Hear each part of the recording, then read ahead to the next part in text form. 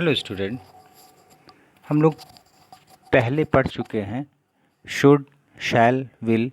अब आपको नए मॉडल्स आगे बताने जा रहा हूँ। नेक्स्ट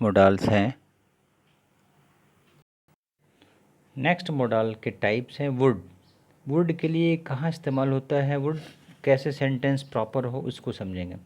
अगर सेंटेंस में पोलाइट रिक्वेस्ट की बात आती हो तो हम वुड इस्तेमाल करते हैं।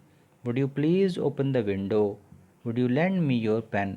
यहाँ पर आप देख रहे हैं दोनों सेंटेंस में ये स्पेशल बताया जा रहा है कि किस तरह कोई व्यक्ति रिक्वेस्ट कर रहा है, बहुत ही नम्र निवेदन कर रहा है खिड़की को खोलने के लिए, और दूसरे वाक्य में दूसरे सेंटेंस में बताया गया किस तरह से एक पेन की मांग हो रही है जो इसमें काफ़ी नम्रता के साथ निवेदन की जा रही है। इसलिए ऐसे सेंटेंस में मोडाल यू वुड इस्तेमाल होता है। जो वर्ड्स वुड है दिए गए वो सेंटेंस को एम्फेटिक बनाता है। नाउ नेक्स्ट टाइप समझेंगे। डायरेक्ट से इनडायरेक्ट जब होती है तब वहाँ वुड का इस्तेमाल होता है। The teacher said that he would punish the naughty. Teacher ने कहा कि वह नॉटी को पनिशमेंट देंगे।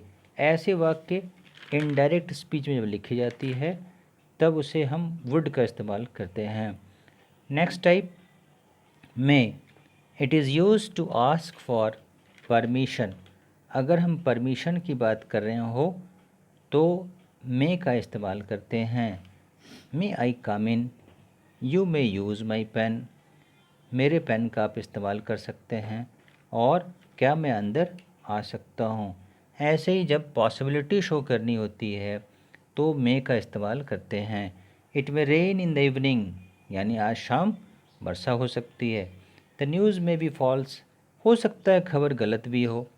द प्राइम मिनिस्टर में visit the flood stricken area. प्रधानमंत्री बाढ़ से प्रभावित क्षेत्रों का दौरा कर सकते हैं। ऐसी संभावना वाले वाक्यों में इस्तेमाल करेंगे। आप देखिए नेक्स्ट कैसे पर्पस इस्तेमाल किया जाता है। पर्पस जब शो करने हो तो हम मे का इस्तेमाल करेंगे। We eat so that we may live, she works hard so that she may succeed. ऐसे यहाँ पे पर्पस शो किया गया। इस तरह पता चलता है कि जब पर्पस हो प्रेजेंट टेंस में तो मे का इस्तेमाल करेंगे। अब आइए प्रेयर करने में, विश करने में, तो वहाँ पे हम मे का इस्तेमाल करेंगे। May you live long, may God bless you, may he gets lost purse. अर्थात यहाँ पे हर एक वाक्यों में एक प्रेयर है, एक एक्सप्रेशन है विश करने की, जिसमें हमें मे यूज़ करना सिखाया गया है। अब चलते हैं next model can. Now the example is the principal can give admission. Next example, I can speak English fluently. और थर्ड एग्जाम्पल है he can help you if he likes. इस तरह से आप देख रहे हैं कैन का इस्तेमाल कैसे एक्सप्रेशन में होती है, पावर एक्सप्रेशन के लिए या एबिलिटी के लिए, तो हम इस्तेमाल करेंगे कैन। जैसे कि एग्जाम्पल देखिए, I can speak English fluently, मैं इंग्लिश फ्लुएंटली बोल सकता हूँ, अर्थात मेरी एबिलिटी शो कर रही है। इसी तरह से he can help you if he likes, उसके पास पावर है, कैपेसिटी है, अगर वो चाहे तो मदद कर सकता, इसलिए इसमें कैन का इस्तेमाल होता। नेक्स्ट समझेंगे पॉसिबिलिटी शो करने में। पॉसिबिलिटी मे की भी होती है, लेकिन जब पार्टिकुलरिटी वर्ड्स आ जाए तब उसमें पॉसिबिलिटी बदल जाती है। Anyone can read this letter, हर कोई इस पत्र को पढ़ सकता है। एक पॉसिबिलिटी है कैपेबिलिटी के तौर पे। एनीवन कैन मेक मिस्टेक, कोई भी मिस्टेक कर सकता है। यहाँ पर भी पॉसिबिलिटी शो की जा रही है। आइए नेक्स्ट समझते हैं कैन का थर्ड पार्ट, परमिशन करने में। अगर परमिशन दी जाए तो कैन का इस्तेमाल करते हैं। यू कैन सिट हेयर, तुम यहाँ बैठ सकते हो।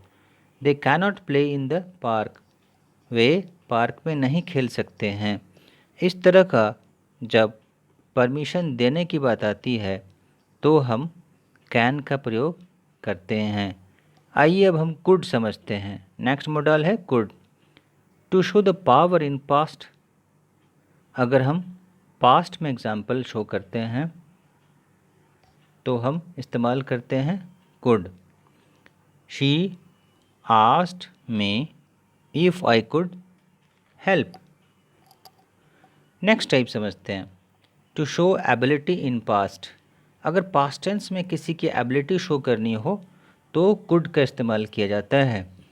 He could sing well when he was a child, जब वो छोटा बच्चा था बहुत अच्छी तरह गाया करता था।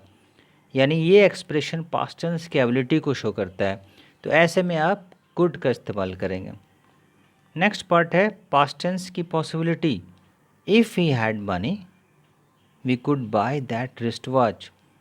इफ़ ही हैड मनी, यानी पॉसिबिलिटी हो रही है पास्ट टेंस की, अगर ऐसा होता तो इस तरह से काम किया जाता। ऐसे में हम कुड का इस्तेमाल करते हैं। नाउ अब हम मोडाल के कुछ बचे हुए पार्ट को नेक्स्ट वीडियो में समझेंगे। It's okay.